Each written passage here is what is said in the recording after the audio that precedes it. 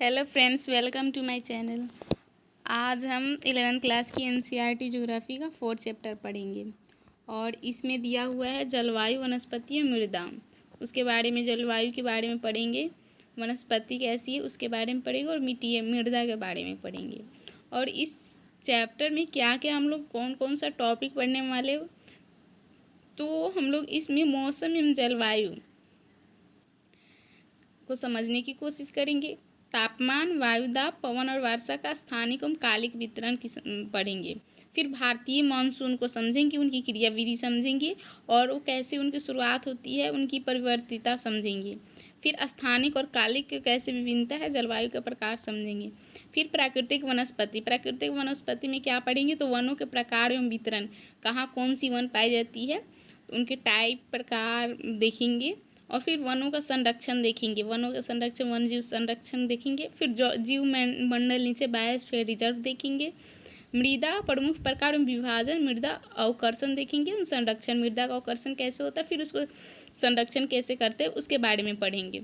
तो ये chapter start करते हैं और हमारे साथ आप भी बने रहिए और हमारे साथ पढ़ते रहिए। आज हम जलवायु को स्टार्ट करते हैं। आप गर्मी में ज़्यादा पानी पीते होंगे सर्दी के मुकाबले, और गर्मियों में वस्त्र को सर्दी से अलग होते हैं। तो गर्मी में आप हल्का कपड़ा पहनना पसंद करते हैं, जबकि सर्दी में गर्म ऊनी वस्त्र पहनना पसंद करते हैं। वहीं दक्षिणी, आप उत्तर भारत के होंगे तो ये आपको महसूस ऐसी होती होगी। वहीं आप दक्षिण भारत में रहते होंगे तो वहाँ पर ऊनी वस्त्रों की ज़रूरत नहीं पड़ती। वहीं उत्तरी पूर्वी पहाड़ियों को छोड़कर सर्दियाँ मृदु होती हैं। विभिन्न मतलब ऋतु में मौसम अलग अलग होती है और विभिन्नता मौसम के ऐसे विभिन्नता क्यों है, तो मौसम के तत्वों के कारण है। तापमान, वायुदाब एवं पवनों की दिशा एवं गति, आर्द्रता एवं वर्षण इत्यादि के परिवर्तन से होती है। ऐसी मौसम वायुमंडल की क्षणिक आवश्यकता। मौसम हम कहते हैं तो कहते हैं आज का मौसम सुहाना है, तो दोपहर शाम को बदलते रहती है। कभी सुबह मौसम अलग रहती है तो शाम को मौसम अलग रहती है। तो ये मतलब कुछ क्षणिक अवस्था है, थोड़ी देर के लिए मौसम रहती है फिर चेंज होती रहती है। जबकि हम जलवायु शब्द टर्म का यूज जलवायु करते हैं तो जलवायु का मतलब एक विशेष लंबे समय में किसी स्थान का जो मौसम का वो निकालते हैं औसत, उसे जलवायु कहते हैं। तो या जलवायु में बदलाव जो होता है 50 या 30 वर्षों में आता है, जबकि मौसम में दिन प्रतिदिन बदलाव होता है।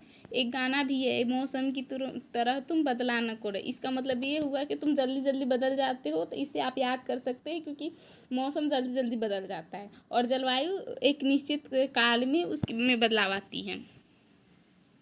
फिर आपने पहले पढ़ा होगा मानसून के बारे में, आपको मानसून से परिचय होंगे। और मानसून से अभिप्राय ऐसे मतलब जलवायु से होता है जिसमें ऋतुओं के अनुसार पवनों की दिशा का मतलब उत्क्रमण होता है, और ऋतु के अनुसार पवन की दिशा बदलती है, उसे ही मानसून कहते हैं, जो हमारी इंडिया में दक्षिणी पूर्वी एशिया में पाई जाती है। और वहीं दक्षिण पूर्व एशिया से मानसून जो आती है इंडिया में आती है। और जलवायु की व्यापक एकता के इस दृष्टिकोण से किसी को भी जलवायु की प्रादेशिक विभिन्नताओं को उपेक्षा नहीं करनी चाहिए। यह भारत में विभिन्न प्रदेशों में भिन्न भिन्न पाई जाती है। मौसम और जलवायु की एक दूसरे से अलग करती है। उदाहरण के लिए दक्षिण में केरल तथा तमिलनाडु की जलवायु उत्तर प्रदेश और बिहार की जलवायु से अलग करती है। जो केरल और तमिलनाडु की जलवायु होगी वो उत्तर प्रदेश और बिहार की जलवायु से अलग होगी। फिर भी इंडिया के पूरे इंडिया की पूरी जो जलवायु है वो मानसून प्रकार की है, और तो इनमें प्रादेशिक भिन्नता है, फिर भी इसे मानसूनी ही कहते हैं। इसमें पवनों का प्रतिरूप, तापक्रम, वर्षा ऋतुओं की लय तथा आर्द्रता एवं शुष्कता की मात्रा में भिन्नता के रूप में देखा जा सकता है। इन प्रादेशिक विविधताओं का जलवायु के उपवर्गों के रूप में वर्णन किया जा सकता है। आइए हम अब हम तापमान, मतलब केरल और तमिलनाडु का तापमान जो होता है बिहार और उत्तर प्रदेश और उत्तरी मतलब दूसरे अन्य राज्यों के मुकाबले में भिन्नता पाई जाती है। फिर भी हम क्यों कहते हैं कि भारत की जो जलवायु मानसूनी है, क्योंकि जलवायु मानसूनी है। हम तापमान, पवनों और तथा वर्षा की इन प्रादेशिक विविधताओं का जरा गौर से अवलोकन करें। गर्मियों में जब राजस्थान के पश्चिमी मरुस्थल में कई बार 55% डिग्री सेल्सियस मतलब तापमान चला जाता है, जबकि वहीं सर्दी में लेह लद्दाख में है, लेह में मतलब औसत तापमान -45 डिग्री सेल्सियस गिर जाता है।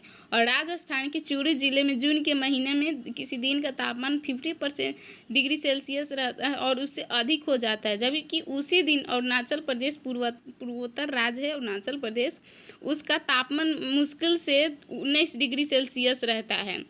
दिसंबर के किसी रात में लद्दाख के द्रास में तापमान -45 डिग्री सेल्सियस गिर जाता है, जबकि उसी रात केरला के थिरुवनंतपुरम तथा चेन्नई, तमिलनाडु के चेन्नई में तापमान 20 डिग्री सेल्सियस या 22 डिग्री सेल्सियस रहता है। मतलब कहीं पे माइनस में चला जाता है तो वहीं कहीं पे प्लस में 20 डिग्री या 22 डिग्री रहता है।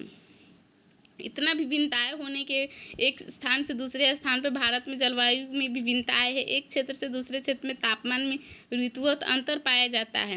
इतना ही नहीं, हम किसी स्थान के 24 घंटे का तापमान दर्ज करें तो उसमें भी मतलब एक 24 घंटे का तापमान निकाले तो उसमें भी विभिन्नताएं पाई जाएगी।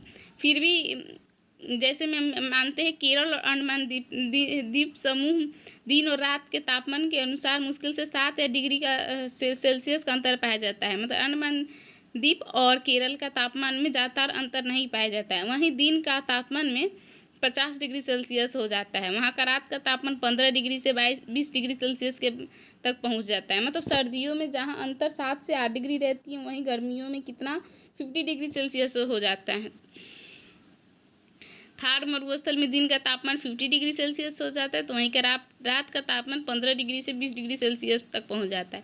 आइए हम वर्षन की प्रादेशिक विविधताओं को देखें, मतलब वर्षन का कितना विभिन्नता है। तो हिमालय में वर्षा हिमपात के रूप में होती है, जबकि देश के अन्य भागों में वर्षा वर्षण के रूप में होती है, मतलब पानी की छोटी छोटी बूंदों के रूप में। वर्षण की मात्रा में अंतर है, मतलब प्रकार और मात्रा दोनों में अंतर है। मेघालय की खासी पहाड़ियों में से चेरापूंजी में सबसे अधिक वर्षा होती है। विश्व की सबसे अधिक वर्षा होती है मानसीराम में, 1080 सेंटीमीटर से भी ज़्यादा वर्षा होती है यहाँ। जबकि वहीं जैसलमेर, राजस्थान के जैसलमेर औसत वर्षा होती है 9 सेंटीमीटर होती है। मेघालय के गारो पहाड़ियाँ में स्थित तुरा में एक ही दिन में उतनी वर्षा होती है जितना जैसलमेर के 10 वर्षों में होगी। मतलब मेघालय के तुरा पहाड़ी में एक दिन में जितनी वर्षा होगी उतना जैसलमेर के तुरा में 10 वर्षों में उतनी वर्षा होगी। मेघालय में वार्षिक वर्षा होती है 400 सेंटीमीटर से भी ज़्यादा होती है। वहीं जुलाई अगस्त में गंगा का डेल्टा तथा ओडिशा के तटीय भाग में हर तीसरे और 5वें दिन प्रचंड तूफान मूसलाधार वर्षा करते हैं, जबकि इन्हीं महीनों में मात्र 1000 किलोमीटर दूर दक्षिण में स्थित तमिलनाडु का कोरोमंडल तट साफ शांत रहता है। कहीं वर्षा होती है जुलाई महीने में तो वहीं तमिलनाडु का कोरोमंडल तट शांत रहता है। देश के अधिकांश भागों में वर्षा जून से सितंबर, मतलब मानसून के सीजन में जून से सितंबर के बीच वर्षा होती है। और वहीं तमिलनाडु में जो गर्मी में नहीं वर्षा हो रही थी, वहीं वो शीत ऋतु में, शरद ऋतु में और जाड़े में आरंभ होती है कोरोमंडल तट पे वर्षा। इन सभी विभिन्नताओं और विविधताओं के बावजूद भारतीय मानसून जो लय 6 में 1 है, यानी कि मानसून प्रकार की जलवायु पाई जाती है। फिर हम देखते हैं भारत की जलवायु को प्रभावित करने वाले कौन से फैक्टर है, कौन से कारक है। तो भारत की जलवायु को नियंत्रित करने वाले अनेक कारक है। तो एक मतलब उसको हम मोटे तौर पर 2 भागों में विभाजित करके पढ़ते हैं। एक तो स्थिति एवं ऊंचावत संबंधी कारक आ जाएगा और दूसरा वायुदाब एवं पवन संबंधी कारक आ जाएगा। स्थिति और ऊंचावत संबंधी कारक में हमें अक्षांश आ जाएंगे, तो उसमें अक्षांश आ जाएंगे। अब भारत के मुख्य भूमि का अक्षांशीय और देशांतरीय विस्तार आप जानते होंगे, अक्षांशीय विस्तार कितना है और देशांतरीय विस्तार कितना है, आप इससे परिचित होंगे। हमारे देश के आधे भाग से कर्क रेखा गुजरती है और यह मध्य भाग से गुजरती है और इस प्रकार उत्तर में शीतोष्ण कटिबंध हो जाता है और कर्क रेखा के दक्षिण में उष्ण कटिबंध में पड़ता है। मतलब हमारे यहाँ दोनों कटिबंध है, शीतोष्ण और उष्ण दोनों में। जबकि यहाँ की जलवायु कैसी है, तो उष्ण कटिबंधीय जलवायु है। उष्ण कटिबंध भूमध्य रेखा के अधिक निकट होने के कारण सारे साल ऊंचे तापमान और कम दैनिक वार्षिक तापांतर का अनुभव करते हैं। मतलब उष्ण कटिबंध भूमध्य सागर से नज़दीक होने के कारण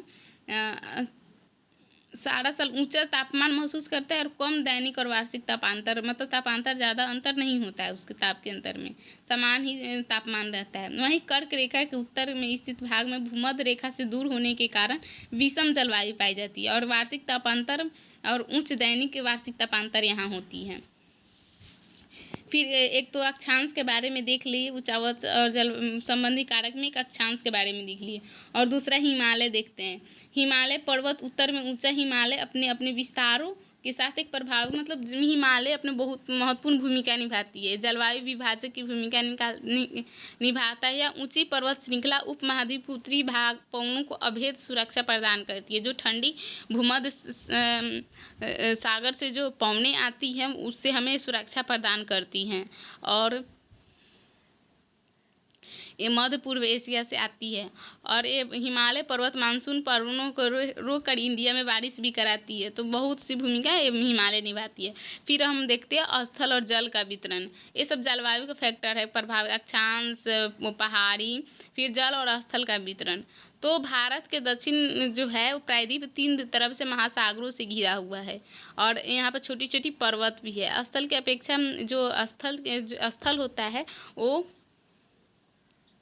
स्थल की अपेक्षा जल जो है, जल देर से गर्म होता है। आप बाल्टी लेके छत पे रख दीजिए, छत जल्दी गर्म हो जाएगा, लेकिन पानी देर से गर्म होगा। उससे आप ये अनुमान लगा सकते हैं कि स्थल की अपेक्षा देर से गर्म होता है, और जल देर से गर्म होता है और देर से ठंडी होती है। और जल और स्थल के इस विभेदी तापमान के कारण भारतीय महाद्वीप में विभिन्न ऋतुओं में विभिन्न वायुदाब प्रदेश विकसित होता है। इस विभिन्नता के कारण विभिन्न वायुदाब विकसित होता है,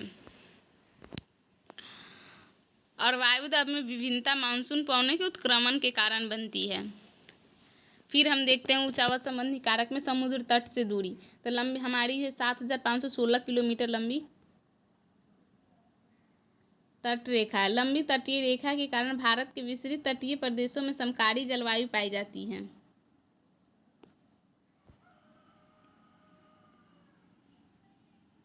भारत के अंदरूनी भाग समुद्र के समकारी प्रभाव से वंचित रह जाते हैं, मतलब जो समुद्र तट के भाग में जो समकारी जलवायु पाई जाती है, वहीं अंदरूनी भाग में नहीं, ऐसा नहीं होता है। वो ऐसे क्षेत्रों में विषम जलवायु पाई जाती है। यही कारण है कि मुंबई तथा कोंकण तट के निवासी तापमान की विषमता और ऋतु परिवर्तन का, मुंबई और गोवा के निकट जो लोग रहते होंगे वो ज़्यादातर तापमान के अंतर को नहीं महसूस कर पाते हैं, क्योंकि वहाँ समान एकदम मतलब उतना जलवायु में अंतर नहीं पाया जाता है। वहीं समुद्र तट से दूर स्थित दिल्ली, कानपुर में, अमृतसर मौसम परिवर्तन होते रहता है।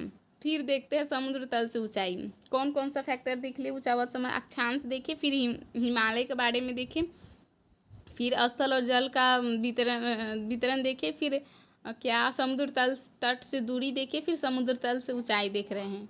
तो ऊंचाई के साथ तापमान घटता है, जितना ऊपर जाएंगे आप उतना तापमान घटता है, और वहाँ पर विरल वायु के कारण पर्वतीय प्रदेश मैदानों की तुलना में अधिक ठंडे होते हैं। जो पर्वत होते हैं वो मैदानों की तुलना में अधिक ठंडे होते हैं। उदाहरण के लिए आगरा और दार्जिलिंग की एक ही अक्षांश पर स्थित है।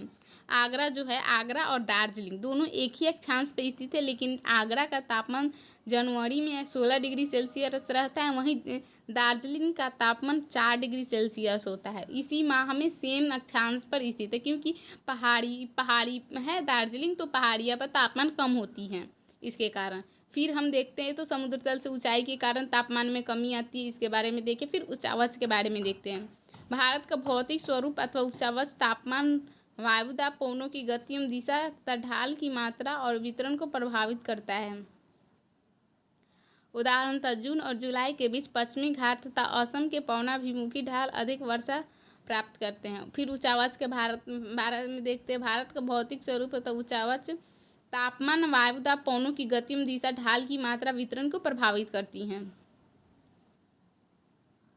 तो देखते हैं उदाहरण के लिए जून और जुलाई में पश्चिमी घाट तथा असम में पवनाभिमुखी ढाल होने के कारण अधिक मतलब ऊंचावच के कारण भी जलवायु में अंतर पाया जाता है। तो वहीं पश्चिमी घाट में ऊंचाई के कारण अधिक वर्षा प्राप्त करते हैं, और असम में पर्वत के कारण अधिक वर्षा प्राप्त करते हैं। जबकि इसी दौरान पश्चिमी घाट के साथ लगे दक्षिणी पठार पवनाभिमुखी, मतलब विमुखी होने के कारण वहाँ वर्षा नहीं होती, वहाँ विदर्भ में वर्षा नहीं होती। फिर वायुदाब में पवनों से जुड़े कारक देखते हैं। वो तो फर्स्ट देख ली, ऊंचावत संबंधी कारक में आ गया समुद्र तट से दूरी, समुद्र तट से ऊंचाई, जल एवं स्थल का वितरण, फिर अक्षांश और हिमालय के बारे में पढ़े। फिर दूसरा है वायुदाब तथा पवनों से जुड़े कारक। तो भारत का स्थलीय जलवायु में पाए जाने वाली विविधता को समझने के लिए निम्नलिखित 3 कारकों की क्रियाविधि को जानना आवश्यक होता है। तो एक है वायुदाब में पवनों का धरातल पर वितरण, मतलब वायुदाब में पवनों का धरातल पर कैसे वितरण हुआ है। भूमंडलीय मौसम को नियंत्रित करने वाले कारक एवं विभिन्न वायु संहतियों जेट प्रवाह के बारे में देखते हैं। और शीतकाल में पश्चिमी विक्षोभ और दक्षिणी पश्चिमी मानसून के में उष्णकटिबंधीय अवदाबों के भारत में अंतर्वहन के कारण उत्पन्न वर्षा की अंतर्दशाएं देखते हैं। वायुदाब एवं उनसे पवनों संबंधित इसमें कारक दिया हुआ है। उपयुक्त 3 कारक की क्रियाविधि को शीत व ग्रीष्म ऋतु के संदर्भ में अलग अलग भली भांति समझा जाता है। तो शीत ऋतु में मौसम की क्रियाविधि देखते हैं। धरातलीय वायुदाब एवं पवने।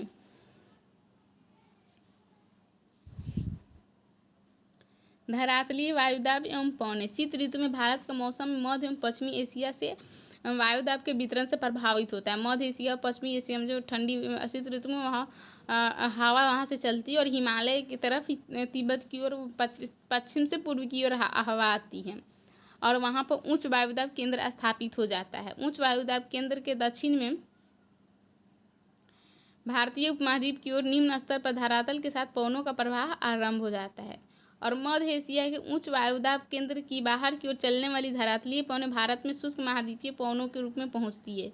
मतलब वहाँ पर लो प्रेशर क्रिएट होता है और तिब्बत की ओर हाई प्रेशर क्रिएट मतलब इधर लो प्रेशर क्रिएट होता है, उधर हाई प्रेशर क्रिएट होता है। तो हवा हाई प्रेशर से लो प्रेशर की ओर आती है। तो मध्य एशिया से हवा हिमालय और तिब्बत की ओर ये चलना प्रारंभ करती है और यहाँ शुष्क महाद्वीप पवनों के रूप में पहुँचती है। और ये महाद्वीपीय पवनें उत्तर पश्चिम भारत में व्यापारिक पवनों के संपर्क में आती है, लेकिन इसी संपर्क क्षेत्र में अस्थायी नहीं है। इसकी स्थिति देखिए, पश्चिमी जेट प्रवाह का ये चित्र दिया हुआ है। इसकी स्थिति खिसककर पूर्व में मध्य गंगा घाटी के ऊपर पहुंच जाती है। परिणाम स्वरूप मध्य गंगा घाटी तक संपूर्ण उत्तर पश्चिमी तथा उत्तर भारत में इसके उत्तर पश्चिमी हवाओं के प्रभाव में जो वहां पर व्यापारिक पवनें थी, इसके पश्चिमी पवने के आने से खिसक जाती है और उसके कारण उत्तर पश्चिमी पवनों के प्रभाव में उत्तर भारत का मैदान आ जाता है। फिर हम जेट प्रवाह और ऊपरी वायु संचरण के बारे में देखते हैं। जीवन पवनों का ऊपर हम लोग पढ़े हैं पछुआ पवनें, उसी के कारण जेट प्रवाह आती है। वे धरातल के निकट या वायुमंडल के निचली सतहों में चलती है। जेट प्रवाह जो है क्षोभ मंडल में चलती है, सबसे निचली सतह यानी कि वायुमंडल के क्षोभ मंडल पर धरातल से लगभग 3 किलोमीटर के ऊपर बिल्कुल भिन्न प्रकार का वायु संचरण होता है। ऊपरी वायु संचरण के निर्माण में पृथ्वी के धरातल के निकट वायुमंडलीय दाब की भिन्नताओं का कोई भूमिका नहीं होती। 9 से 13 धरातल से 9 से 13 किलोमीटर की ऊंचाई पर क्षोभ मंडल में पश्चिम से पूर्व की चलने वाली पवनों को ही जो जेट प्रवाह कहते हैं, जो ये मध्य और पश्चिमी एशिया से पूर्व की तरफ पछुआ पवनों के प्रभावाधीन होता है। ये पवनें तिब्बत के पठार के समानांतर बहती है, फिर हिमालय 2 धाराओं में विभक्त हो जाती है। एक चला जाता है हिमालय के उत्तर में एशिया महाद्वीप पर चलती है। इन्हें जेट प्रवाह कहा जाता है। फिर इन जो जेट प्रवाह है तिब्बत उच्च भूमि इन जेट प्रवाहों के मार्ग में अवरोधक का काम करती है और 2 धाराओं में विभक्त हो जाती है, जिसकी एक शाखा जो जाती है वो तिब्बत के पठार के उत्तर में जाती है और एक शाखा जो जाती है हिमालय के दक्षिण में बहती है। और इसकी दक्षिणी शाखा की औसत स्थिति फरवरी में लगभग 25 डिग्री उत्तरी अक्षांश रेखा पर होती है। मतलब 25 डिग्री 23.5 डिग्री पर कर्क रेखा है, 25 डिग्री पर ये जेट प्रवाह स्थित रहती है और इसका दाब स्तर 200 से 300 मिलीबार होता है। ऐसा माना जाता है कि जेट प्रवाह का यही जो दक्षिणी शाखा है भारत में जाड़े के मौसम में वर्षा लाती है, महत्वपूर्ण प्रभाव डालती हैं। फिर पश्चिमी चक्रवाती विक्षोभ और उष्णकटिबंधीय चक्रवात के बारे में पढ़ते हैं। पश्चिमी चक्रवातीय विक्षोभ यही जेट प्रवाह और पछुआ पवनों के कारण उत्पन्न होता है और उष्णकटिबंधीय चक्रवात ये पूर्व की ओर विकसित होता है। पश्चिमी विक्षोभ जो भारतीय उपमहाद्वीप में जाड़े के मौसम में पश्चिम से तथा उत्तर पश्चिम में प्रवेश करता है और भूमध्य सागर पे ये पवनें उत्पन्न होती है। भारत में इनका प्रवेश पश्चिमी जेट प्रवाह के रूप में होता है इस पवने का और शीतकाल में रात्रि में ये तापमान की वृद्धि होने से ये वर्षा मतलब इन विक्षोभों का आने का संकेत होता है। और उष्णकटिबंधीय चक्रवात बंगाल की खाड़ी तथा हिंद महासागर में उत्पन्न होते हैं। इन उष्णकटिबंधीय चक्रवातों में तेज गति की हवाएं चलती है, मतलब बहुत तेज गति की हवाएं चलती है और भारी वर्षा होती हैं। देखिए जेट किस तरह दिखाया गया है। हवाएं धरातल से फिर ये चक्रवात तमिलनाडु, आंध्र प्रदेश, उड़ीसा के तटीय भागों में टकराते हैं और मूसलाधार वर्षा करते हैं। और पवनों की गति तेज होती है, तो एक चक्रवात अत्यधिक विनाशकारी होते हैं। और अपने टीवी पर इनकी देखा हुआ कभी कभी। फिर ग्रीष्म ऋतु में मौसम की क्रियाविधि देखते हैं। धरातलीय, ये तो शीत ऋतु का देख ली। फिर ग्रीष्म ऋतु में धरातलीय वायुदाब एवं पवने। गर्मी का मौसम शुरू होने से सूर्य उत्तरायण की स्थिति में, जब गर्मी का मौसम स्टार्ट होता है तो सूर्य उत्तर की ओर खिसकने लगता है और एक कर्क रेखा पर जाता है, और तो उसे उत्तरायण कहते हैं। तो उपमहाद्वीप में निम्न और उच्च दोनों ही स्तर पर वायु परिसंचरण में उत्क्रमण हो जाता है। जहाँ वहाँ पर उच्च वायुदाब था तो उत्तरायण होने से वहाँ निम्न वायुदाब हो जाएगी। और जुलाई के मध्य में धरातल के निकट निम्न वायुदाब पेटी के विकसित हो जाता है, जिसे ITCZ कहते हैं। अतः उष्णकटिबंधीय अभिसरण क्षेत्र उसे कहते हैं। और हिमालय के लगभग समानांतर 20 डिग्री से 25 डिग्री उत्तरी अक्षांश पर स्थित हो जाता है। इस समय तक पश्चिमी जेट प्रवाह भारतीय क्षेत्र से लौट चुका होता है। जो पहले जेट प्रवाह शीत ऋतु में आया रहता है तो ITCZ है, उत्तर की ओर जाता है तो वहाँ से वो खिसक जाता है। पश्चिमी जेट प्रवाह लौट चुका होता है। वास्तव में वैज्ञानिकों ने माना है कि ITCZ और पश्चिमी जेट प्रवाह में दोनों में कुछ संलग्नता है। मतलब ITCZ के पहुँचते ही जेट प्रवाह का खिसकना, दोनों में अंतर संबंध है। प्रायः ऐसा माना जाता है कि इन दोनों के बीच कार्य प्रकरण का संबंध है। ITCZ inter tropical conversion zone. जब सूर्य के उत्तरायण होने पर सूर्य उत्तर की ओर जाता है तो ये निम्न वायुदाब का क्षेत्र होने के कारण इसकी विकसित होती है।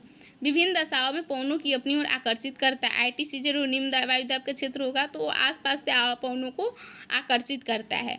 तो वहाँ लो प्रेशर बनेगा तो हाई प्रेशर से पवनों को आकर्षित करती है। तो दक्षिणी गोलार्ध में उष्णकटिबंधीय सामुद्रिक वायु संहति एवं विषुवत रेखा को पार करके, जब विषुवत रेखा को पार करके ये जो वायु है वो समांतर दक्षिण पश्चिमी एशिया दिशा में इसी कम दाब वाली पेटी की ओर अग्रसर होती है। जो ये उष्णकटिबंधीय सामुद्रिक वायु संहति है वो विषुवत रेखा को पार करते हुए दक्षिण पश्चिमी से इंडिया में प्रवेश करते हुए उत्तर में जाती हैं, क्योंकि वहाँ पर निम्न वायुदाब का क्षेत्र बना हुआ होता है।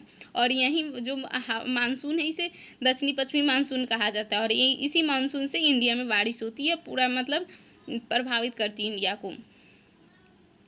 जेट प्रवाह एवं ऊपरी वायु संचरण।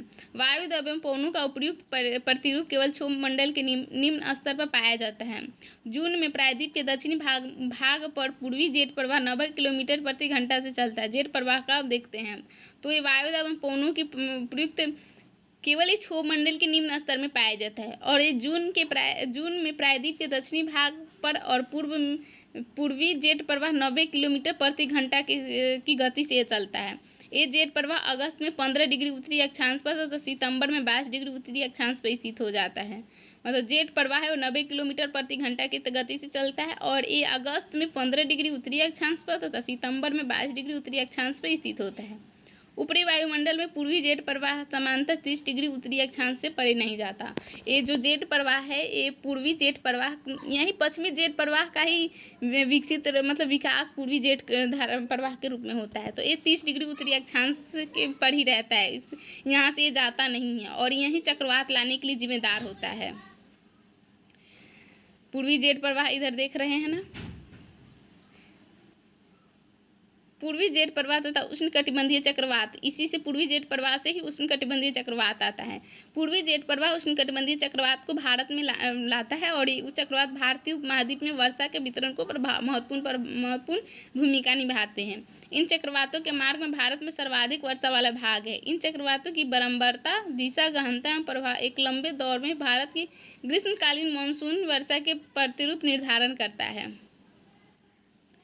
जो पश्चिमी जेट प्रवाह थी उसी का एक शाखा जो है 30 डिग्री उत्तरी अक्षांश पर स्थित रहता है, उसे पूर्वी जेट प्रवाह कहते हैं। और पूर्वी जेट प्रवाह ही उष्णकटिबंधीय चक्रवात को भारत में लाने के लिए जिम्मेदार होता है।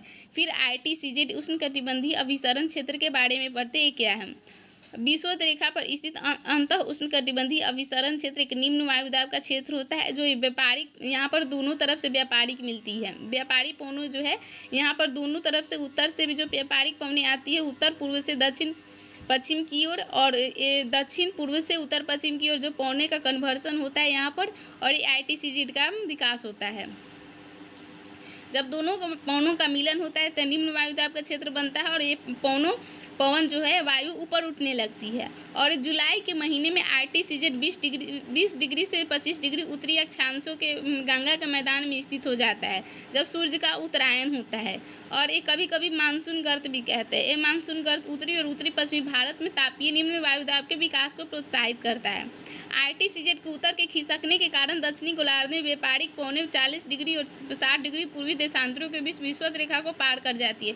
जब RTCZ उत्तरी गोलार्ध में चली जाती है तो दक्षिणी गोलार्ध की जो व्यापारिक पौने होती है वो 40 डिग्री से 60 डिग्री देशांतर के बीच विषुवत रेखा को पार करती है। फिर कोरियोलिस बल जो है, कोरियोलिस बल के प्रभाव के कारण विषुवत वृत्त को पार करते हुए दक्षिण पश्चिम से उत्तर की पूर्व की ओर अग्रसर होती है और यही दक्षिणी पश्चिमी मानसून कहलाती है और जो इंडिया में आती है। शीत ऋतु में RTCZ दक्षिण की ओर फिर इसका जब दक्षिणायन होता है तो RTCZ दक्षिण की ओर खिसकती है और भारत में जो है शीत ऋतु आती है और इसी के अनुसार पवनों की दिशा दक्षिणी पश्चिमी से बदलकर उत्तर पूर्व हो जाती है और यही उत्तर पूर्व मानसून यानी कि लौटते हुए मानसून कहा जाता है। भारतीय मानसून की प्रकृति देखते हैं। मानसून एक सुपरिचित जलवायु घटक है परंतु इसके बारे में बहुत कम जानकारी, मतलब मानसून के बारे में तो पढ़ते हैं लेकिन इसके बारे में जानकारी हमें जितना उपलब्ध होना चाहिए उतना नहीं है। और सर्दियों से होते आ रहे परीक्षणों के बावजूद मानसून आज वैज्ञानिकों के लिए पहेली बना हुआ है। कोई इसे मतलब ये पहेली की तरह काम कर रही है, कोई इसे सुलझा नहीं पाया है क्योंकि मानसून ही जटिल बन गया है। मानसून का सही प्रवृत्ति और इसे कारणों को जानने का प्रयास किया गया है परंतु इसे कोई भी अभी सिद्धांत पूरी तरह से पुष्टि नहीं कर पाई है। फिर इसके कुछ दिनों में इसका तौर अब सामने आया है जब मानसून का अध्ययन क्षेत्रीय स्तर पर किया गया। क्षेत्रीय स्तर के बजाय अब भूमंडलीय स्तर पर किया गया। पहले जो मानसून का अध्ययन करते थे वो क्षेत्र विशेष के अनुसार करते थे लेकिन उसकी पुष्टि नहीं हो पाई तो भूमंडलीय स्तर पर किया गया। तो दक्षिणी एशियाई क्षेत्रों में वर्षा के कारणों का व्यवस्थित अध्ययन मानसून के कारणों को समझने में सहायता करता है। इसके कुछ विशेष पक्ष इस प्रकार है। मानसून का आरंभ कब होता है, वो स्थल की ओर क्यों बढ़ता है, फिर वर्षा लाने वाले तंत्र उष्णकटिबंधीय चक्रवात तथा मानसूनी वर्षा की आवृत्ति और वितरण के बीच संबंध किया है, फिर मानसून में विच्छेद किया है, इसके बारे में पढ़ते हैं। वैश्विक स्तर पर मानसून का अध्ययन करते हैं तो ये सब हमको जानने को मिलता है। फिर एल नीनो और भारतीय मानसून में क्या संबंध है इसके बारे में पढ़ते हैं। एल नीनो एक प्रकार का जटिल मौसम तंत्र है। एक ये वायु होती है जो हर 10 से 5 साल के अंदर में दक्षिण अमेरिका के पश्चिमी तट पर विकसित होती है और ये भारत में सूखा और बाढ़ मतलब विश्व में ये सूखा और बाढ़ लाने के लिए ये जिम्मेदार होती है। एक स्थानिक घटना है लेकिन इसकी जो प्रभाव होता है वैश्विक स्तर पे होता है। ये इस तंत्र में महासागरीय तथा वायुमंडलीय परिघटनाएं शामिल हो जाती है। जब पूर्वी प्रशांत महासागर में पेरू के तट पर इस निकट उष्ण समुद्री धारा के रूप में प्रकट होता है। पहले से जो दक्षिण अमेरिका के पेरू है, पेरू के तट पर ठंडी वायु मौजूद रहती है और 10 से 5 वर्षों के अंतराल में यह वहाँ पर एक गर्म वायु विकसित करती है। ये गर्म धाराएं के रूप में विकसित होती हैं और अनेक विश्व स्तर पर ये मौसम को प्रभावित करती है। एल नीनो भूमध्य रेखीय उष्ण समुद्री धारा का ही एक मतलब विस्तार है। ये अस्थायी रूप से ठंडी पेरुवियन तथा हम्बोल्ट धारा पर प्रतिस्थापित हो जाती है। यह धारा पेरू तट के जल का तापमान को बढ़ा देता है, 10 डिग्री सेल्सियस तक वहाँ का तापमान बढ़ा देता है और जहाँ पर ठंडी जलधारा थी वहाँ पर गर्म वायु जलधारा बढ़ा देती है, 10 डिग्री तापमान वहाँ को बढ़ा देती है। और भूमध्य रेखीय वायुमंडलीय परिसंचरण विकृति, समुद्री जल के वाष्पन में अनियमितता, प्लवक की मात्रा जो प्लवक होती है, समुद्र में मौजूद प्लवक होती है जो समुद्री जीवों को मतलब खाना उपलब्ध कराती है, प्लवक की मात्रा में कमी कर देती है जिससे समुद्री जीव में मछलियाँ रहती है वो घट जाती हैं। एल नीनो का शाब्दिक अर्थ होता है बालक ईसा।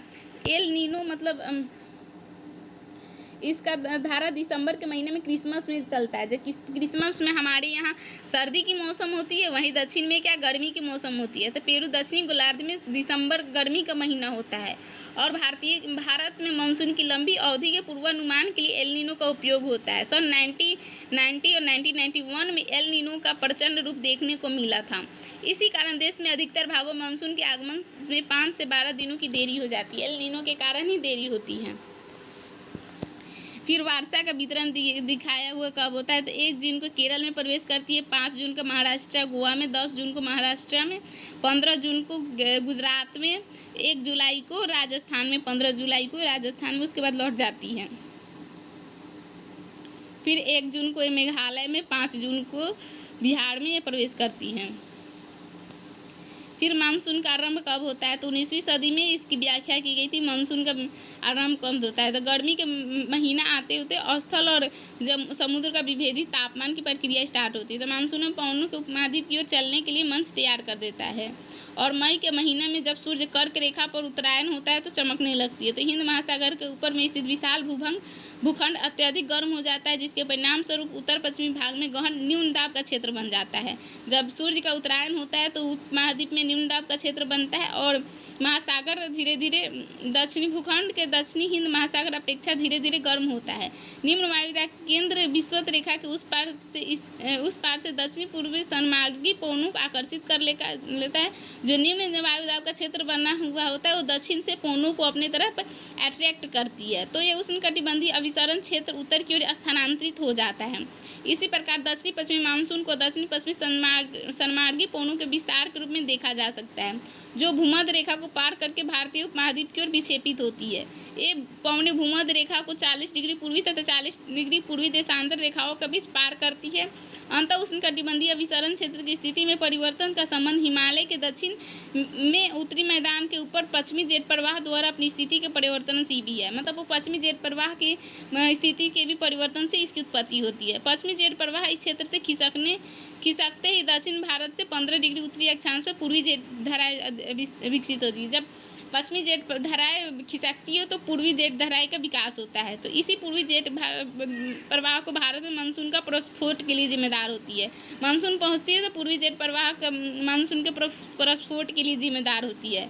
मानसून का भारत में प्रवेश दक्षिण पश्चिमी मानसून का केरल में 1 जून को होता है, वहीं 10 से 13 जून को मुंबई और कोलकाता में पहुंचती है और मध्य जुलाई तक संपूर्ण उपमहाद्वीप में पहुंचती है और दक्षिण पश्चिमी मानसून प्रभावाधीन हो जाती है। फिर वर्षावाही तंत्र तथा मानसूनी वर्षा की वितरण देखते हैं। भारत में वर्षा लाने के लिए 2 तंत्र प्रतीत होते हैं। पहला तंत्र उष्णकटिबंधीय अवदाब जो बंगाल की खाड़ी है उससे आगे पूर्व में दक्षिणी चीन सागर में पैदा होती है। मतलब मानसून लाने के लिए 2 कारक जिम्मेदार होती है, तो एक तो है बंगाल की खाड़ी या उसके पूर्व में दक्षिण चीन सागर है, वहाँ पर उष्णकटिबंधीय अवदाब विकसित होती है। और दूसरा उत्तर भारत में मैदानी भागों में वर्षा करता है। दूसरा तंत्र अरब सागर से उठने वाली दक्षिणी पश्चिमी मानसूनी धारा है, जो भारत में पश्चिमी तट पर वर्षा करती है और पश्चिमी घाट के साथ साथ होने वाली अधिकतर वर्षा पर्वतीय है, क्योंकि यह आर्द्र हवाओं को अवरुद्ध होकर घाट के साथ जबरदस्ती ऊपर उठने लगती है। और भारत में पश्चिमी तट पर होने वाली वर्षा को तीव्रता 2 कारकों में संबंधित है। समुद्र तट से दूरी, घटित होने वाली मौसमी दशा तथा अफ्रीका के पूर्वी तट पर स्थित भूमध्य रेखीय जेट प्रवाह की स्थिति। फिर बंगाल की खाड़ी में जो उत्पन्न होती है उष्णकटिबंधीय अवदाब, इनकी बारंबारता हर साल बदलती रहती है।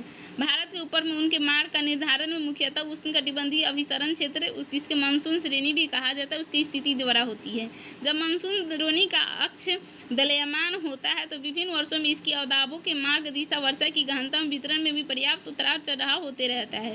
वर्षा कुछ दिनों के अंतराल में आती है। भारत में पश्चिमी तट से पश्चिम से उत्तर पूर्व की ओर और उत्तरी भारतीय मैदान तथा प्रायद्वीप के उत्तरी भाग में तथा पूर्व दक्षिण पूर्व से उत्तर पश्चिम की ओर वर्षा की मात्रा घटने लगती है। मतलब वर्षा की मात्रा पश्चिमी तट से पश्चिम से पूर्व और उत्तर पूर्व की ओर घटती है, तो वहीं उत्तरी मैदान और प्रायद्वीप के उत्तरी भाग में ये पूर्व दक्षिण पूर्व से उत्तर पश्चिम की ओर घटती है।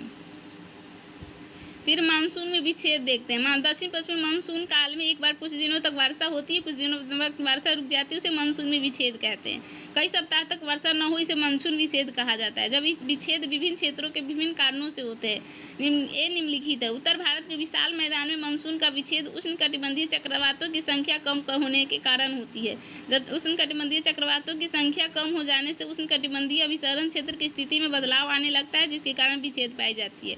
फिर पश्चिमी तट पर मानसून विक्षेप तब होता है जब आर्द्र पवनें तट के समानांतर, जब तट के समानांतर पवनें बहने लगेगी तट और तट से नहीं टकराएगी तो वर्षा कैसे होगा। तो इसके 2 कारक जिम्मेदार है वर्षा नहीं होने के, विच्छेद होने का। तो एक तो है उष्णकटिबंधीय चक्रवात का कम होना और एक पवनों को समानांतर होना।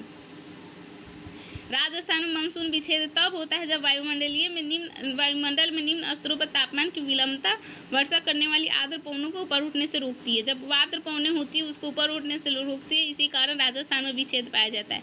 फिर मानसून का लौटना यानी कि मानसून का निवर्तन पढ़ते हैं। मानसून के पीछे हटने या लौट जाने को मानसून का निवर्तन कहा जाता है और इसकी जो स्टार्टिंग है वो सितंबर से आरंभ होती है और उत्तर पश्चिमी भारत से मानसून पीछे हटने लगता है। फिर मध्य अक्टूबर तक ये दक्षिण भारत को छोड़कर चला जाता है। लौटते हुए मानसून को बंगाल की खाड़ी में जलवाष्प नमी ग्रहण करती है। फिर ये कोरोमंडल तट तमिलनाडु में वर्षा करती है। तो शीत ऋतु में वर्षा तमिलनाडु के तट पे होती है।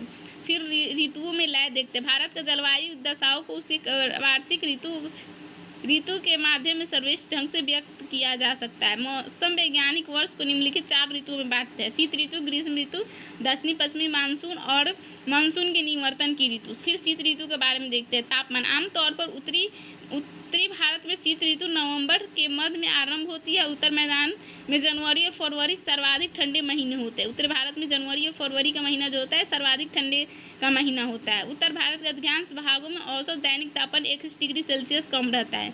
मतलब शीत ऋतु में उत्तर भारत में 21 डिग्री सेल्सियस कम रहता है और वहीं रात के समय तापमान बहुत कम हो जाता है। वहीं पंजाब और राजस्थान में हिमांक 0 डिग्री सेल्सियस से भी नीचे चला जाता है। इस ऋतु में उत्तर भारत में अधिक ठंडा पड़ने का मुख्य 3 कारक है। पंजाब, हरियाणा, राजस्थान जैसे राज्य समुद्र के समकारी प्रभाव से दूर स्थिति के कारण महाद्वीपीय जलवायु का अनुभव करते हैं। निकटवर्ती हिमालय के श्रेणियों से हिमपात के कारण शीतलहर की स्थिति उत्पन्न होती है। और फिर तीसरा कारक है फरवरी के आसपास कैस्पियन सागर और तुर्कमेनिस्तान की ठंडी पवनें उत्तर भारत में शीतलहर ला देती है। इसी कारण इतना मतलब शीत ऋतु में इतनी ठंडा होती है। कभी कभी उत्तर पश्चिमी भागों में पाला और कोहरा भी देखने को मिलता है। फिर मानसून का समझना। मानसून का स्वभाव में रचना संसार के विभिन्न भागों में स्थल महासागर तथा ऊपरी वायुमंडल को एकत्रित मौसम संबंधित आंकड़े के आधार पर समझा जाता है।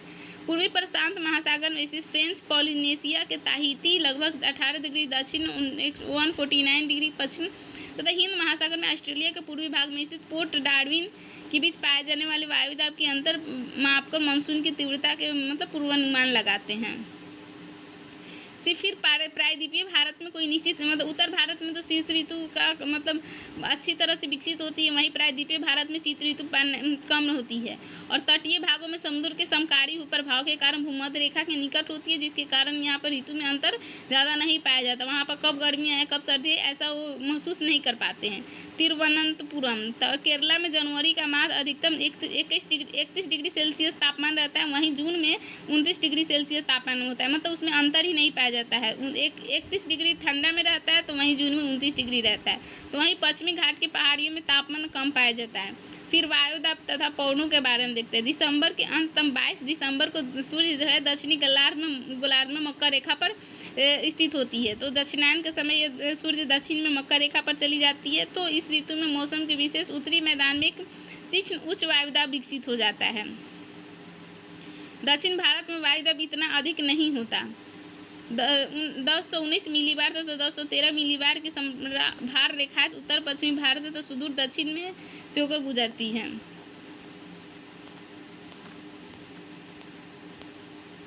परिणाम स्वरूप उत्तर पश्चिमी उच्च वायुदाब क्षेत्र से दक्षिण में हिंद महासागर पर स्थित निम्न वायुदाब क्षेत्र की ओर पवनें चलना आरंभ करती है। पवनें जब दक्षिण में विकसित होती है तो उत्तर पश्चिम उच्च वायुदाब क्षेत्र से दक्षिण में हिंद महासागर पर स्थित निम्न वायुदाब क्षेत्र की ओर चलना आरंभ कर देती है। कम वायुदाब प्रवणता के कारण 3 से 5 किलोमीटर प्रति घंटा की गति से पवनें चलती है और मोटे तौर पर इस क्षेत्र में भू आकृति की पवनें दिशा को प्रभावित करती है। फिर गंगा घाटी में इनकी दिशा पश्चिम से उत्तर पश्चिमी होती है। गंगा ब्रह्मपुत्र डेल्टा में इनकी दिशा उत्तर हो जाती है। भू आकृति के प्रभाव के कारण इनकी दिशा में इनकी पवनों की दिशा बंगाल की खाड़ी में स्पष्ट तौर पर उत्तरी पूर्वी होती है। सर्दियों में भारत का मौसम सुहावना होता है, फिर भी यह सुहावना मौसम कभी कभार हल्के चक्रवाती आपदाओं के बाद ही हो जाता है।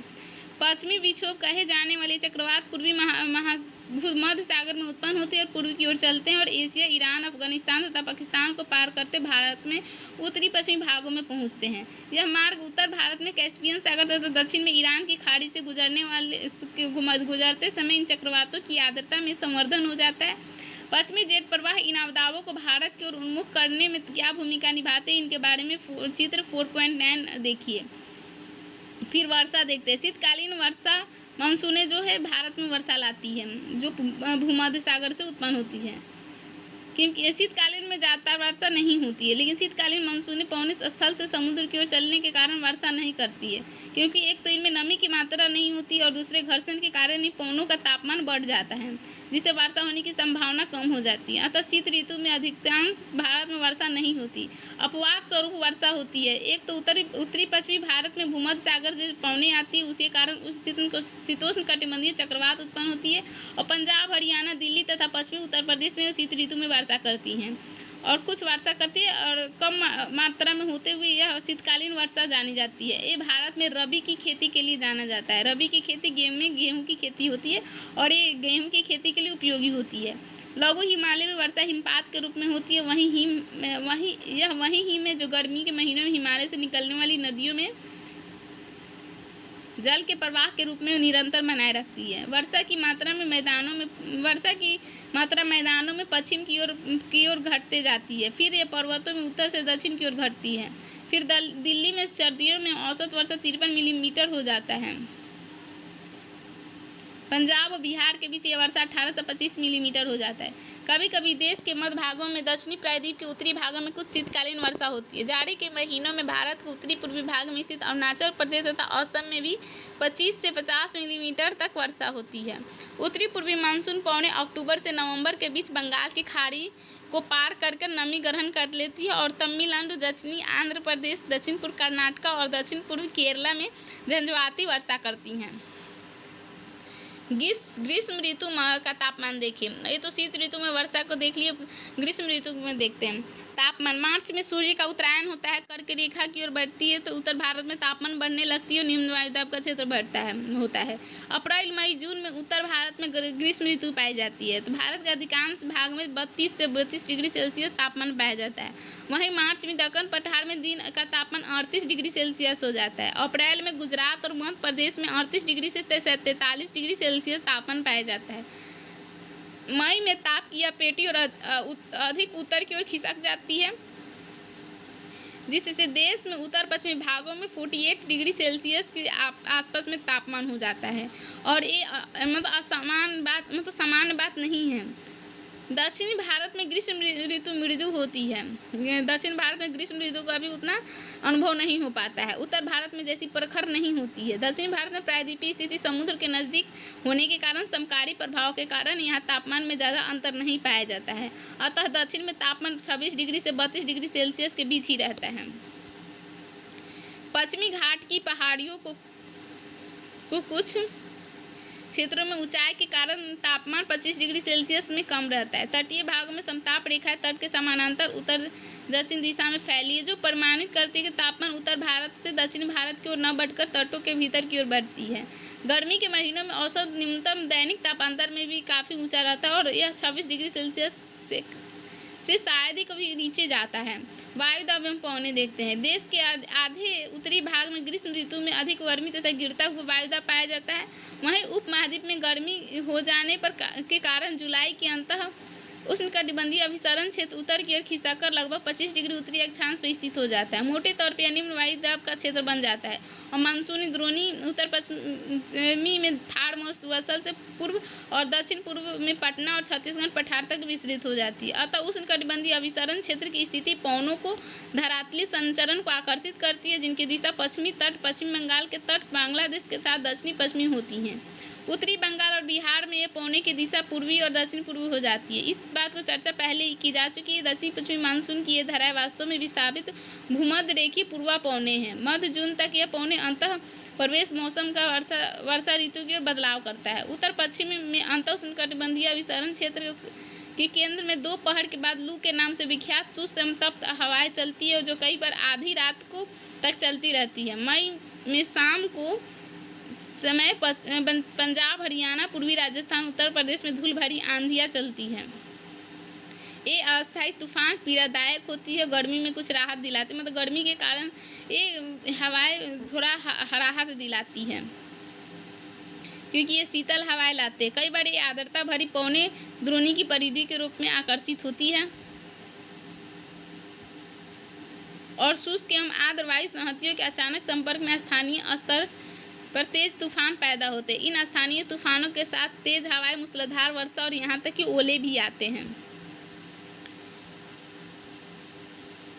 ग्रीष्म ऋतु में आने से पहले मानसून प्रस्फुट होता है। इसे स्थानीय स्तर पर विभिन्न नामों से जाने जाते हैं, जैसे आम्र वर्षा। ग्रीष्म ऋतु के खत्म होते ही पूर्व मानसून बौछारें पड़ती है, जो केरल और तटीय कर्नाटक में आम बात है। तो स्थानीय तौर पर इस तूफानी वर्षा को आम्र वर्षा कहते हैं और ये आमों के पकने के लिए ये सहायक होती हैं। फूलों वाली बौछार। इस वर्षा में केरल और निकटवर्ती कहवा उत्पादक क्षेत्रों में कहवा के फूल खिलने लगते हैं। फिर काल बैसाखी। असम और पश्चिम बंगाल में बैसाख के महीने में शाम को चलने वाली भयंकर विनाशकारी वर्षा युक्त पौने होती है। इस कुख्यात प्रकृति का अंदाजा इसका स्थानीय नाम काल बैसाखी से लगाया जा सकता है, जिसका अर्थ है बैसाख के महीने में आने वाली तबाही। चाय, पटसन एवं चावल के लिए पौने अच्छी है। असम में इन तूफानों को बारदोली छीरा कहा जाता है। लू। उत्तर भारत में पंजाब से बिहार तक चलने वाली शुष्क, गर्म और पीड़ादायक पौने है और दिल्ली और पटना के बीच इसकी तीव्रता अधिक होती है। फिर दक्षिणी पश्चिमी मानसून वर्षा ऋतु के बारे में पढ़ते हैं। इस चैप्टर बड़ा है, फिर कल कंप्लीट नहीं कर देते हैं, सही रहेगा।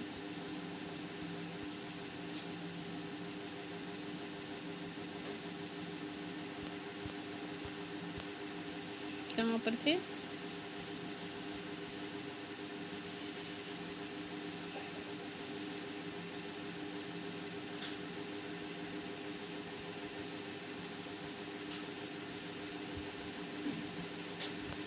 मई के महीने में उत्तर पश्चिमी मैदानों में तापमान के तेजी से बढ़ने का कारण निम्न वायु की दशाई अधिक होती है। तो जून के आरंभ में दशाई इतनी शक्तिशाली हो जाती है कि हिंद महासागर से आने वाली दक्षिणी गोलार्ध के व्यापारिक पवनों को आकर्षित करती है और यहीं दक्षिणी पूर्वी व्यापारिक पवनें भूमध्य रेखा को पार कर बंगाल की खाड़ी और अरब सागर में प्रवेश करती है और भारत के उत्तर में विद्यमान वायु परिसंचरण में मिल जाती है। भूमध्य रेखीय गर्म वायु समुद्री धाराओं के रूप में गुजरने के कारण ये पवनें अपने साथ पर्याप्त मात्रा में आर्द्रता लाती है और भूमध्य रेखा को पार करके इनकी दिशा दक्षिण पश्चिमी हो जाती है। इन्हीं के कारण इसे दक्षिणी पश्चिमी मानसून कहा जाता है। दक्षिणी पश्चिमी मानसून की ऋतु में वर्षा अचानक आरंभ हो जाती है। पहली बारिश का असर यह होता है कि तापमान में काफ़ी गिरावट आती है। पहली बारिश होगी, तापमान में गिरावट आती है और प्रचंड गर्जन और बिजली के कड़क के साथ इन आर्द्रता भरी पवनों का अचानक चलना प्रायः मानसून का प्रस्फोट कहलाता है। जून के पहले सप्ताह में केरल, कर्नाटक, गोवा और महाराष्ट्र के तटीय क्षेत्र में मानसून फट पड़ता है, जबकि देश के आंतरिक भागों में जुलाई के पहले सप्ताह तक हो पाता है। मध्य जून से जुलाई के बीच ये तापमान में 5 डिग्री से 8 डिग्री सेल्सियस की गिरावट आती है। जब ये पौने स्थल की ओर पहुंचती है तो उच्चावच और उत्तरी पश्चिमी भारत में स्थित तापीय निम्न वायुदाब तथा इनकी दक्षिणी पश्चिमी दिशा को संशोधित कर देते हैं। भूखंड पर मानसून 2 शाखाओं के रूप में आते हैं, एक तो अरब सागर की शाखा और बंगाल की खाड़ी की शाखा। अरब सागर की मानसून शाखाएं के देखते हैं। अरब सागर में उत्पन्न होती है मानसून पवनें और ये 3 शाखाओं में बढ़ जाती है। इसकी एक शाखा पश्चिमी घाट को रोकती है, जिसकी पश्चिमी घाट के ढलानों पर 900 से 1200 किलोमीटर की ऊंचाई पर चढ़ती है और ये पवनें तत्काल ठंडी होकर सह्याद्री के पौनाभिमुखी ढाल पर पश्चिमी तटीय मैदान में 250 से 400 सेंटीमीटर वर्षा करती है। जबकि वहीं पश्चिमी घाट को पार करती है तो इसकी नीचे उतारती है तो गर्म होने लगती है। इनसे पवनों की आर्द्रता में कमी हो जाती है। परिणाम स्वरूप पश्चिमी घाट के पूर्व में इन पवनों में नामात्र वर्षा होती है। ये कम वर्षा वाला क्षेत्र जो है वृष्टि छाया प्रदेश कहलाता है और इसमें कौन कौन से आते हैं तो कोझिकोड, मंगलोर, पुणे और बंगलोर इसमें शामिल है। इसमें वर्षा नहीं होती। फिर अरब सागर की एक शाखा जो मानसून की दूसरी शाखा है वो मुंबई के उत्तर में नर्मदा और तापी नदियाँ की घाटियों से ऊपर मध्य भारत में दूर तक वर्षा करती है। छोटानागपुर पठार में इन शाखाओं से 15 सेंटीमीटर वर्षा होती है। यहीं गंगा के मैदान में प्रवेश कर जाती है। यहीं से यह गंगा के मैदान में प्रवेश करती है और बंगाल की खाड़ी से आने वाली मानसून की शाखा से मिल जाती है। इन मानसून की तीसरी शाखा सौराष्ट्र प्रायद्वीप और कच्छ से टकराती है। यहाँ से अरावली के साथ साथ पश्चिमी राजस्थान को लांघती है और बहुत ही कम वर्षा करती है। पंजाब और हरियाणा में यह बंगाल की खाड़ी से आने वाली मानसून की शाखा से मिल जाती है और दोनों शाखा एक दूसरे से सहारे प्रबल होकर पश्चिमी हिमालय विशेष रूप से धर्मशाला में वर्षा करती है। फिर अरब सागर की शाखा देख ली। फिर बंगाल की खाड़ी की मानसून पवनें देखते हैं। बंगाल की खाड़ी की मानसून पवनों की शाखा म्यांमार के तट तथा दक्षिण पूर्व बांग्लादेश के एक थोड़े से भाग से टकराती है, किंतु म्यांमार के तट पर स्थित कारण पहाड़ियाँ इस शाखा के एक बड़े हिस्से को भारतीय उपमहाद्वीप में विक्षेपित कर देती है। इस प्रकार मानसून पश्चिमी हिमालय, पश्चिमी बंगाल और बांग्लादेश में दक्षिण पश्चिमी दिशा की ओर की अपेक्षा दक्षिणी और दक्षिण पूर्व दिशा से प्रवेश करती है। यहाँ से शाखा हिमालय पर्वत तथा उत्तर भारत के उत्तर पश्चिमी में स्थित तापीय निम्न दाब के प्रभावाधीन दो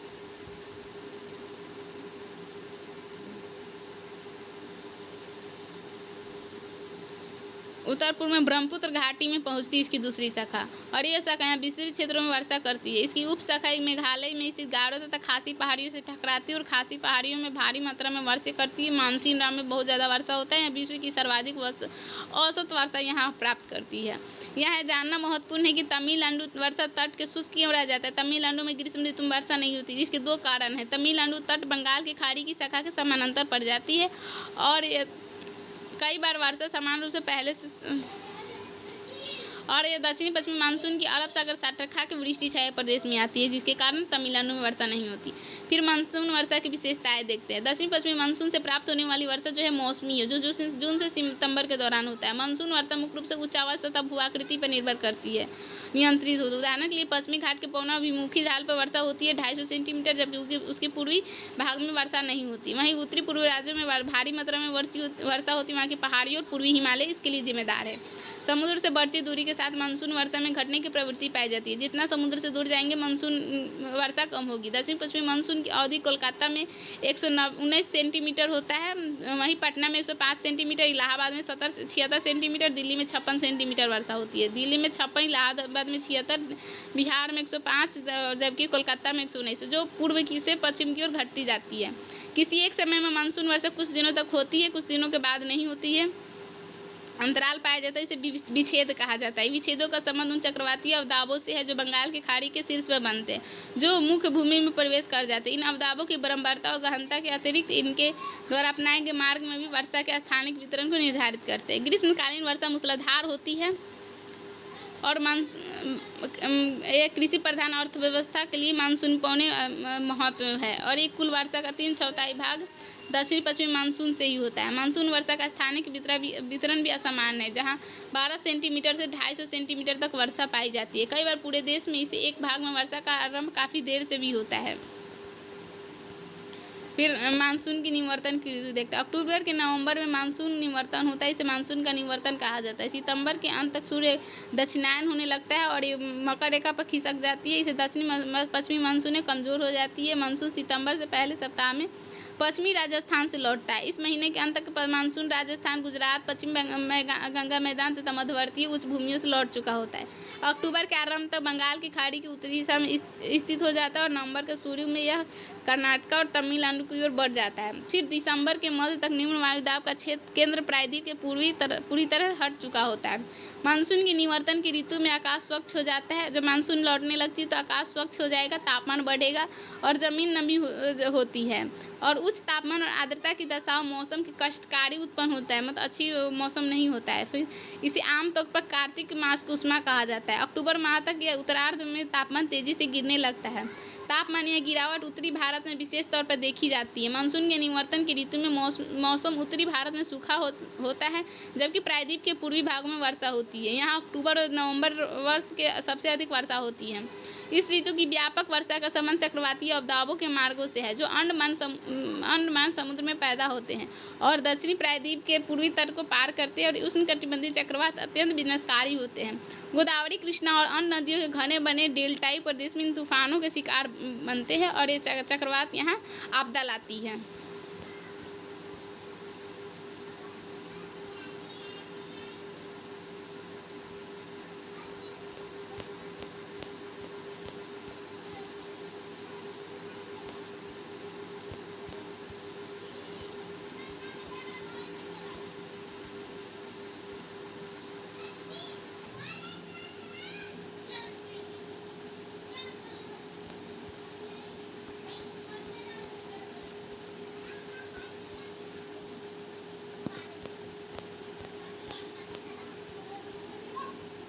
कुछ चक्रवाती तूफान पश्चिम बंगाल, बांग्लादेश और म्यांमार के तट से भी टकराते हैं। कोरोमंडल तट पर अधिकांश वर्षा इन्हीं अवदाबो चक्रवातों से प्राप्त होती है। इन्हीं चक्रवाती तूफान अरब सागर में कम उठते हैं।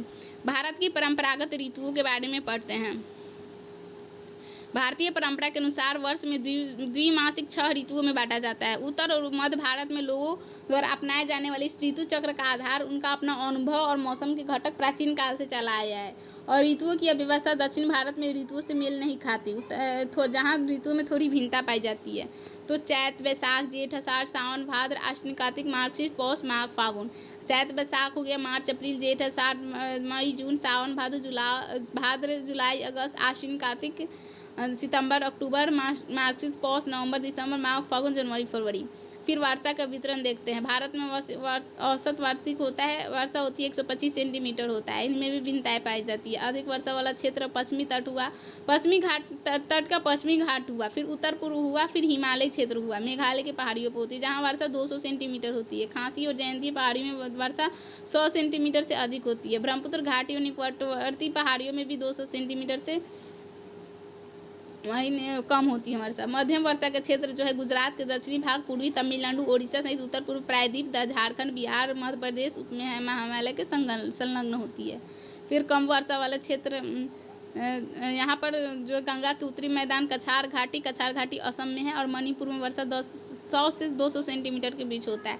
जबकि निम्न वर्षा वाले क्षेत्र पश्चिमी उत्तर प्रदेश, दिल्ली, हरियाणा, पंजाब, जम्मू कश्मीर, पूर्वी राजस्थान, गुजरात तथा दक्कन के पठार में वर्षा जो है 50 से 100 सेंटीमीटर के बीच होती है। जो अपर्याप्त वर्षा का क्षेत्र है प्रायद्वीप के कुछ भागों, विशेष रूप से आंध्र प्रदेश, कर्नाटक, महाराष्ट्र, लद्दाख और पश्चिमी राजस्थान अधिकतर भागों में 50 सेंटीमीटर से भी कम वर्षा होती है। हिमपात, हिमालय क्षेत्रों में वर्षा जो हिमपात के रूप में होती है। फिर वर्षा की परिवर्तिता देखते हैं। भारत की वर्षा एक विशिष्ट लक्षण और परिवर्तिता है। वर्षा की परिवर्तिता को अभिलक्षित निम्नलिखित सूत्र से किया जाता है। ये सूत्र दिया हुआ है, आप पढ़ लीजिएगा। कुछ स्थानों पर वर्षा को 20 से 50% तक विचलन हो जाता है। विचलन गुणांक के मान भारत में वर्षा की परिवर्तिता को दर्शाते हैं। 25% से कम परिवर्तिता पश्चिमी तट, पश्चिमी घाट, उत्तर पूर्व प्रायद्वीप, गंगा के पूर्वी मैदान, उत्तर पूर्व भारत, उत्तराखंड, हिमाचल प्रदेश, जम्मू कश्मीर, दक्षिणी पश्चिमी भाग में पाई जाती है। इन क्षेत्रों में वर्षा जो है 100 सेंटीमीटर से अधिक होती है।